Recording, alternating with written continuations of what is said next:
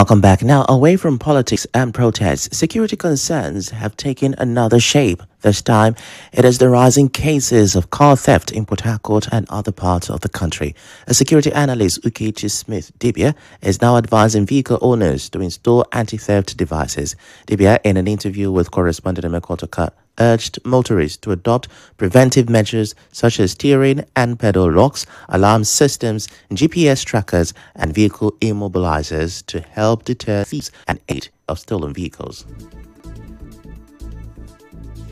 Claim that he is doing charity, but who is the person installing? Whose company is doing this thing for you? Because if you meet professionals, I bet you they will give you up-to-date devices. Not when you go and get a car and somebody will just come and put a device that does not have anti-tracker jar. What that means is that somebody can use a tracker, the tracker will not work. The car is stolen. Some vehicle tracker devices does not have battery backup.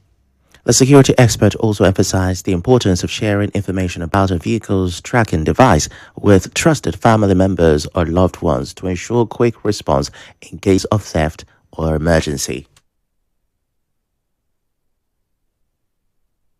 You don't just install it and say you have installed it, you don't share that information to one or two closest persons. Should there be any issue, please, this is my vehicle tracking device. It's not only vehicle snatch, sometimes it's also kidnapping. So that when that bit does not come back after a particular hour, somebody can go to that place, look for the vehicle tracking numbers and passwords, and they start tracking.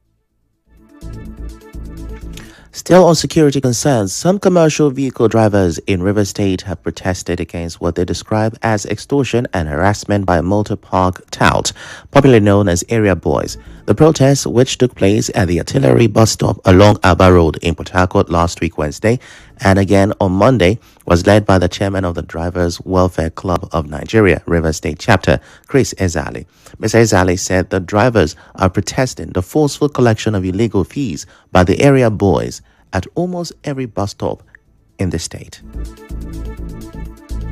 The exploitation is becoming too much because the levies they are collecting is not justifiable. How can some group of people come out and say they are collecting community money, police money, tax force money on a government public road, not even a park?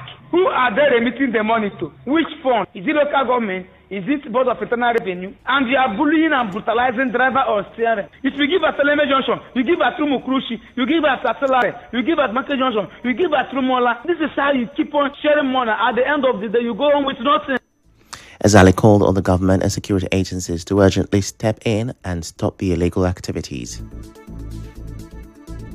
We want the government to sanitize the road and chase all the old arboros on the road like LSOT did. We want a free-flow movement on commercial drivers in River State. Let River State government, Eleme Junction. If you come Eleme Junction in the morning, we see more than 7-8 boys. They will start collecting unnecessary levy.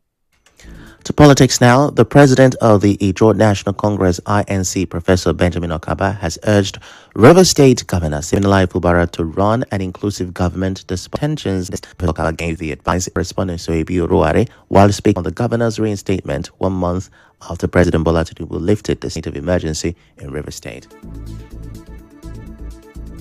He alone knows why he's back. He alone knows how he came back. He also the only person who understands the conditions under which he was brought back. I don't want to tell him do this or do that and do that. Let him just focus on God's leading. He should try and work together with everybody. He should try to mend fences where necessary. He should not listen to anybody who says go and fight anybody. Run a system that will work for everybody. Professor Okaba also appealed to political actors to respect the office of the governor and allow him to exercise his authority without undue interference. So much pressures, but again, he should dignify himself. For instance, the issue of chief of staff. The chief of staff is the engine of government. It's somebody that is trusted. The chief of staff, it should be a trustworthy person, and that person can only be chosen by the governor himself. The president did the same thing. Even for those trying to enforce they should also know that the man must be given a breathing space to be a governor, to govern the state. They should not force things that are not acceptable anywhere on him. Away from state politics, the Nigeria Labour Congress (NLC) has given a 4-week ultimatum to the federal government to meet the demands of the Academic Staff Union of Universities (ASU) or risk a shutdown by the labor unions. NLC President Joe Ajaero said this in Abuja on Monday following a meeting of the union and leaders of tertiary institutions-based unions. Ajaero said the 4 week is to enable the federal government to address all the outstanding issues of the unions, including the 2009 agreement with ASU. Now, he said the union will begin an indefinite strike if the government fails to meet their demands. Away from strikes and politics, the paramount ruler of Eliowani community, Eze Nsirimwoke, has expressed deep appreciation to the federal lawmaker representing Obiakpo Federal Constituency 1, Kingsley Shinda, for the ongoing construction of a befitting town hall in the community. Eze Nwoke, who is also the chairman of Oro Esara, Council of Traditional Rulers and Chiefs, in a statement, described the project as a remarkable gesture and a milestone in the history of Eliowani, noting that it is the first time the community is witnessing such development from a representative. Now, he explained that when completed, the town hall will serve as a central meeting point for the community's chiefs, women, and youth, promoting unity and social activities. The traditional ruler assured that the people of Eliowani community will not take the gesture for granted, adding that it reflects true representation and commitment to grassroots development. The statement also commended the leader of Obiakpo Constituency 1, Dr. Peter Chinwo, for his exemplary leadership and coordination, which, according to Eze Nwoke, contributed greatly to attracting such development to the area. He also called on the Eliowani community to support the project to ensure its timely completion. And still in Port Harcourt, Baptist High School Port Harcourt says the ongoing renovation and facelift at its Borokiri premises is to further the school's policy of blending sport and vocational education while returning the institution to its old glory days. The school's principal, Opwene Albert Dede, on Monday stated this while reacting to recent protests by members of the school's Old Students Association. The association, while frowning against what it termed neglect of the institution by the school management, protested against conversion of the school's football pitch to a baseball and softball pitch. Albert Dede, however, says ongoing work on the pitch is being done to upgrade it to accommodate multiple sports, also adding that contrary to allegations being made against his person, contracts are squarely awarded by the school management board and not himself as an individual.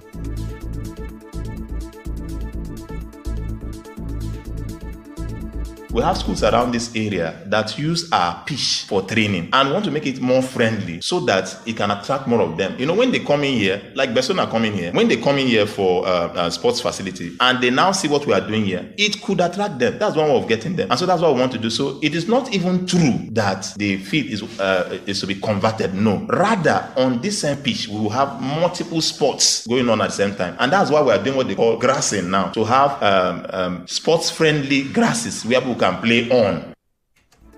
While reacting to this, a member of the school's Old Boy Association, Omobo White, said the association is not against the upgrade of infrastructure in the school compound. He, however, maintained that the association is against converting the football pitch to a softball and baseball turf.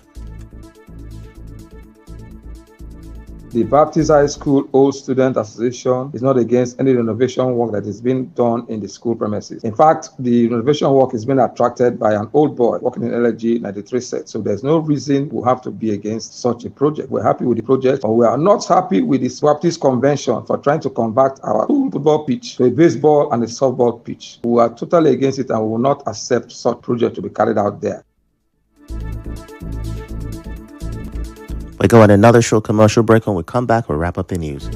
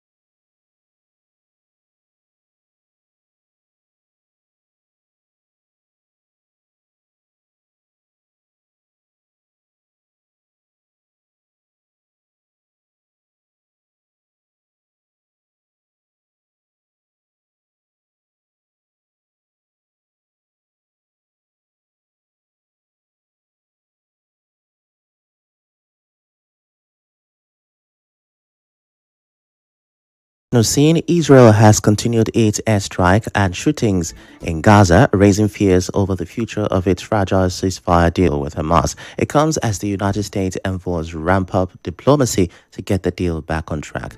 The Palestinian Civil Defense Agency said that 4 people were killed in 2 separate attacks, both times by Israeli gunfire, as they were returning to check on their homes in the Al-Shaf area, east of Tufa neighborhood in eastern Gaza City. Now, Israel's military claimed it fired at militants who crossed the so-called yellow line of demarcation and approached troops, posing a threat to Israeli soldiers. On the news this morning, you heard the army has cautioned residents over unexploded ordinances in River State. The police say Freedom Kano protesters were barred from certain areas to protect critical infrastructure. The NLC has asked the federal government to meet ASU's demands or risk strike. On the foreign scene, Israel has continued deadly Gaza truce breaches as U.S. seeks to strengthen deals. The news was edited by Martha Okere. To reach the news team, send an SMS or WhatsApp to 0808 721 7215. I am Ifechukwu Muonyili. Many thanks for listening.